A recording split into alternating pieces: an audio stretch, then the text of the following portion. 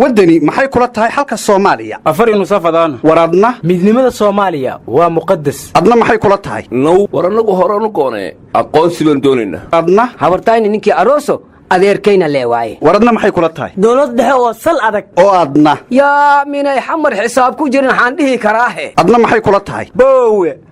federaal ina adeeray adigana qoondada dumarku waa geedka go'an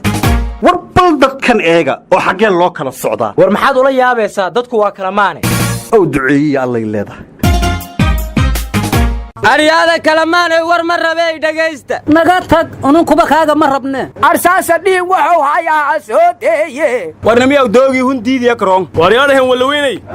mar qura maydaan is dhegaysanayn maxaan war ka dhegaysanaa haddeeraan raadiyo kulmiye dhegaystiye yaahu nagashib dhaxaa kulmiyana warka og yahay idaacadihii kale intaad dhigta weligiis idaacad ma dhegaysan oda cabdulle ambaroy nagashibdhe hebelay idaaceeyey aan maqli jiraan shimaa idaacaduna wax raayo naqatay war hanoo idaacadayna ninkaan warka ka dhegaysan leh war waxaa la yidhi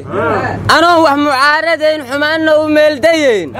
runtana mara saarin oo dhaliisha ka maarmi kara wixii muuqdana dafirin ilaa muddadii xilkiyo jagada madaxweynenimo la kala meersaday wixii macaash iyo naaqus dhacay haddaan miisaami tego markii hore waan ognoo qabyaan ku muraaljabnoo miidaanka naseejisay haddaan soo miirsanay dhammaystir malaysigiiyo xiisihii muxubbada lahaa markhaati waxaan ka ahay inuu meel marana dhigay ballamihii maalintay dadkeennu maqsuudayeen dhegtoodu maqlaysay oo ka keentay mashxaradda iyo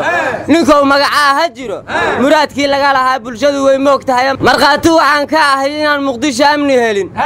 walow lacag maamulkeed dalkuba ku mashquulsanaa mushaarna la dhiibi jiray markhaati waxaan ka ahay inaan musuqmaasuq dhiman aniina markhaati maybaka aha mu'aarad barax tiran inoo adeegta anna markhaati waxaan ka ahay hadduu dalka maamul jiro inaad xabsi mudan lahayd anna markhaati waxaan ka ahay dastuurkii madax kasta mashruuca ka dhigan jireen inuu weli murun ku jiro anna waxaan markhaati ka ahay in la yidhi deentaa nagala cafinaya dacmahduma mid laguu lahaaya anigana markhaati waxaan ka ahay baabuur miinaysan iyo inaan mishinkii dhammaanin anigana markhaati waxaan ka ahay in axmed midoobe la doortay doorasho kalena ay dhicin amba markhaati waxaan ka ahay xaafinuu madaxweynaha galmudug yahay xilkana uusan weli wareejin waryaadhay anna waxaan markhaati ka ahay inaan musabixi cabdi xildiid cirre aaminayn aniguna markhaati waxaan ka ahay mooshin kasta ha la wadee inaan waara meel u socon anigana markhaati waxaan ka ahay inaan deni mucaarad rabin waryaada waa murantaana anna markhaati waxaan ka ahay madaxweyne farmaajo inuu madaxtooyad iyo mas-uuliyaddiisa rabo anina markhaati waliba ka ahaa qabiyatir xasan sheekh lakadiidii inoo farmaajo lanku weelo doogna war lakahaadaada ma aqaane madaxweyne farmaajo 11 bilooda u harsan hadda wuxuu xiran yahay nambarka cayaaryahankii majlis rayaankiisa ee 11 bil kadib wuxuu xiran doonaa nambarka cayaaryahanka Messi ee 10 ilaa uu ka gaaro nambarka cayaaryahan Buffon ee number 1 waan sugi doonaa waraa madaxweynaha naga maxaa Cabdullaahi yaa leeyahay buufintan alla wareegaysa ma naqaano war anaa idin fasiray nambarada dhigaysta nambarka koowaad waa mudukorasi oo lagu guuleystay nambarka labaad waa qabanqaabada mudukorasiga nambarka saddexaadna waa xooga wadaniyiinta doorashadooda war taageerayaashii nabadii nolol ee qurbaha facebooka ku kala kici jiray mid ay u siibanayaan oo ma cabdinuura shaqadiisii gabay intuu ku huraagiyaa beryi rabe war 6 saac maalmeedaan joognaa duqbilow oo facebook ka cabaadi jiro oo markii madaxweynaha magaciisa maqashaan radiyallahu anhu dhihi jiray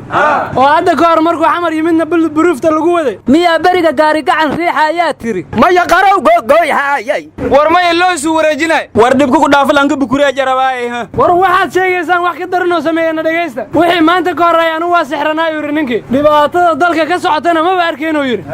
wuxuuna asagoo ooyaya dhahay farmaajo inuu joogo lama aqbali karo farmaajo inuu joogo wax la aqbali karo maaha war ninkaas mabda maahan wuxuu loo oynaye falaanbadii arbiciya ka gooday sidoo adduunyo uu arkayo miyuu aakhira u jeeday war duqaas allah caafiya wuxuu yiri xasuuqii baydhabo markaan kuugu sacbinaynay qiyaamo qaran baan ku wada jirnay war gardaro dhanba may baa iskale taqaatiirta nabad in nolol kooba faleeba sulay kan kalmaynka hiri allow ka hay hoos u macaash hadaad ha dacwooto warnimayow cabdinaasir soole laifkii ma soo galaa mase wuu joojiyey naga tag layfaan lacag lahayn yaa wax ku fala horta waxaan hubaa anugu inuu weli koofidii wato waa yaabe leefowga aad sheegaysiin madaxda maa cunto niman yahow tabaalaha adduuntanina noo dheere hadba kii qurbaha yara tagee naga tahriibaaba intuu suudh madow soo tashuutay cas soo xidhane asagoo tacliintiya ka maran dhaqanya taariikhba xilka qaran markii lagu taxre taladii loo dhiibay mid weliba iskii buu tabcaday taajir keligiiye taakadii la rabay dawladnimo meeris may toline weli taagan weeyaan bulshada tabashadeedii horta somalilan madaxdeeda qurbajoog muku jirtaa adal qaranka somalilan qorrax joog waxgaradoo madaxoodu caddaaday ayaa u talisa war hadha waxba ha daalin tahriibaha maanta waa madaxda berri tahriibihii shalana waa madaxda maanta waryaa dagonyow tahriibka dhiirigeliyaasay hatana aryaadhaha ama tahriiba ama tay xirdha ama taliya ama tacsiyeeye waxaan dhihi lahay how taageerayaal tahliil caaba u taagan waa tabtii hore taageerayaal tahliil caaba u taagan waa tabtay tehe haye warwar ma haysiine ra'iisul wasaare khayre arrintii galmudug waa xalliyaa la yidhi guddigii xallinta khilaafaadkana waa kala diraa la yidhi guddigii doorashooyinkana wuxuu ku amray 20 xildhibaanoo ahlu sunna keentay maahane xubnihii kaloo baarlamaanka inay degdeg ku keenaan khilaafka iyo caradii iyo ciilka waleesii ma kordhinhe war khayre hadduu khilaafkii galmudug xalliyey maxaad ugu diidaysaan madaxweynaha mustaqbalka inuu yahay warniya walbaba heshiidii madaxweynaha ay sheegaaska hilimooti kowdhe khilaafkii galmudug fari ka maqodna faanol yasiin marohaye sababtoo madaxweyne haaf may badikaaray gaalkacyo ma ereyga saasana waxaa noo caddaatay dadkan galmudug ku hallaynaynay haddayba wax soo naas cadday waayeen waxaan ku qasbanaanay inaan hooshayada dib ugu soo laabanno guddi doorashana waan ku dhawaaqay oo sidii ugu dhaqsiyaha badan u soo hergelinaya waxaan u diray reed meelima hayingeeddaatay ka saasanahe in la qaraabta weeye looma fadhinahayo maxay ahayd qaraabkana waa fasaxan yahay waxaan maqli jira qaraabkaaga qaraab dooro allaha ka dhigo war madaxweyne xaaf wuxuu yidhi labadii sanoo galmudug aan joogay 36 qof keliyaa ku dhimatay labadii bilood aan ka maqnayna 130 qofaa ku dhimatay war madaxweyne xaaf markii macalin maxamuud wax loo ogolaado asna wixiisin meel la saaro waay ha ku daalinina hadduu xataa quruxii gallinsoor fadhiisto xaaf asagaa madaxweynaha galmudug ah hunkoolkii galmudug oo qayrina qubmoosan dhikaasi maaha war markuu madaxweyne xaaf galkacyo tegey galmudug dembiyaa lagu soo oogay waxaana internetka la soo geliyey waraaq uu hanti dhowrka hadda ka hor soo saaray waxaana la yidhi galmudug musuqmaasuqaa ka jiree lacagta ha laga joojiyo war mashruucu ila meerayso ee nabad iyo nolol miyaa waraaqihiisii bilowdeen warwar ma haysaane mukhtaar roobow eheladiisii waxay yidhaahdeen cuntadii wuu ka soomay war sool lama gaarin wadaadka malayfi uu soo geli rabaa hadduu soomay ajar badan allaha ka siiyo war aan helsoon siyaasadeed hoobeeyey ajar malka helow ma cuntada la siinayow ka shakiyey warwarkaan naga dhex gelinine eheladiisa markii la weyddiiyo la yidhi ma u tagteen waxay yidhaahdeen meesha uu ku xidhan yahaba ma naqan marka waxaan la yaabay yaa u sheegay inuu cuntada ka sooman yahay waryaa dagonkinow yaa u sheegay madadaleta soomaaliya asirka garsana walaad dhanbe facebook ah dhikaayana dawladdu arrintaas ma rumayn mana beenayn warnimayahow waagaan yaraa waxaa maqli jiray xaalku waa bariga dhexe hadday ugu daran tahayo maraykanka iyo iiraan ayaa dagaal qarka u saaran war maraykanku wuxuu dilay ninkii ugu khatarsanaa saraakiisha militariga iiraan yaa iiraanna may taraam disho asagaa ugu khatarsan haddee warwar ma haysiina wadaadkii ayatullaahi iiraan wuxuu yidhi doolan taraam wax badan u iswaalay qiiqiisaan kicinanay dhehen warnimayahow jenaraalkii la dilay ee qaasim sulaymaani cadaada miyuu ku dhashay war ninkaas weligiis ayax mucuunin naga aamus war adiga naga aamusa warkayga dhegaysta ninkaasu wuxuu laayay sunniyiin aad u tiro badan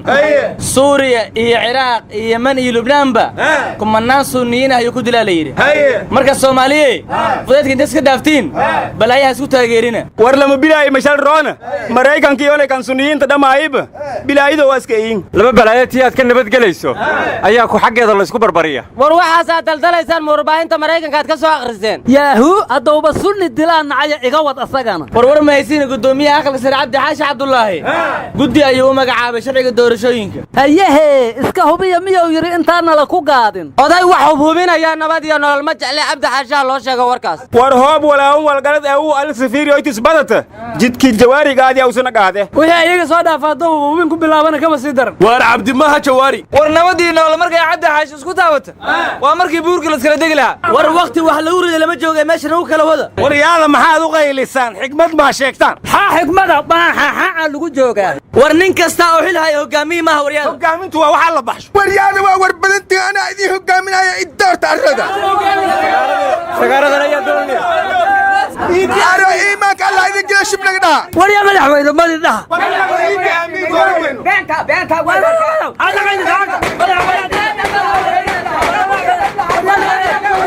waryaana dhaafa dhurooba dhaxriye ar iigu naqa waaba ahay